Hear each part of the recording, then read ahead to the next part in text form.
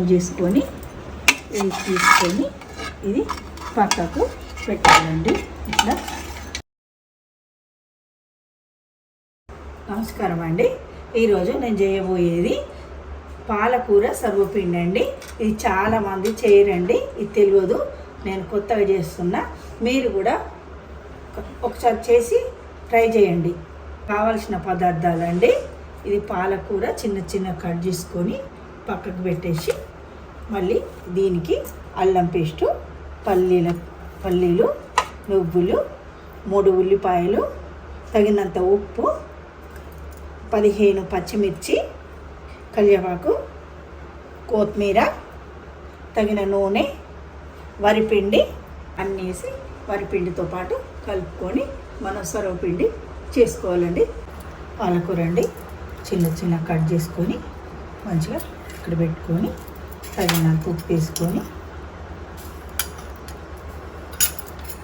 తగినంత పచ్చిమిరపకాయల పేస్ట్ అండి, తగినన్ని నువ్వులండి,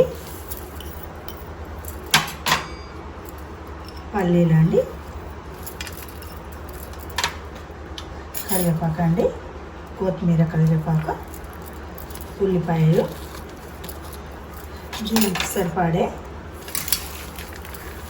ఇది మంచిగా తీసుకోవాలండి. తీసుకుంటే కొంచెం ఉప్పు, కారం అన్నీ పట్టుకొని టేస్ట్ వస్తుందండి.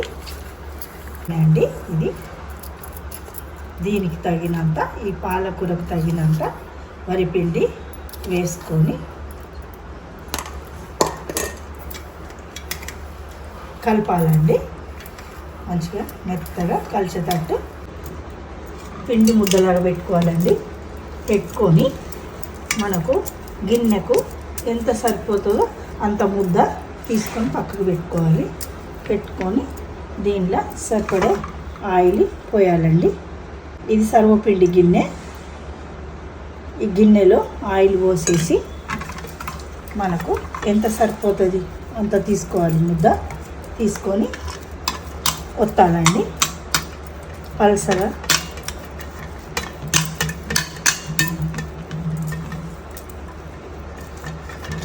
ఒత్తాలండి. ఒత్తుతా అంటే పల్సగా వస్తుందండి.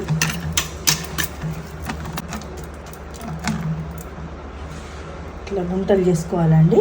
ఆయిల్ ఇళ్ళకి వచ్చి ఉడుకుతా అంటే ఇట్లా అవుతుంది, మంచిగా అవుతుందండి.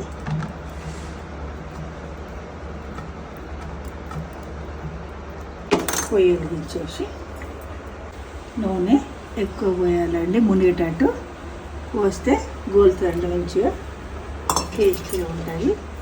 దీని మూత ఇది పెట్టుకోవాలండి. 10 నిమిషాలు ఉంటే సరిపోతుందండి.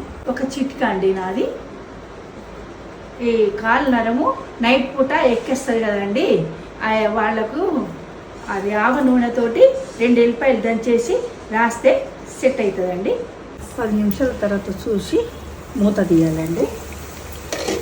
తీసి ఆయిల్ పంపుకోవాలండి. ఆయిల్ పట్టుతుంది. మళ్ళీ ఆయిల్ లేకుండా పంపేసి పొయ్యి మీడియం పెట్టుకోవాలండి. పెట్టుకొని బ్రౌన్ కలర్ వచ్చేదాకా ఇట్లా దీంతో తిప్పుకోవాలండి. మెత్తగా అంటే మెత్తగా వస్తుంది, కరకర అంటే కరకర కూడా తీసుకోవచ్చు.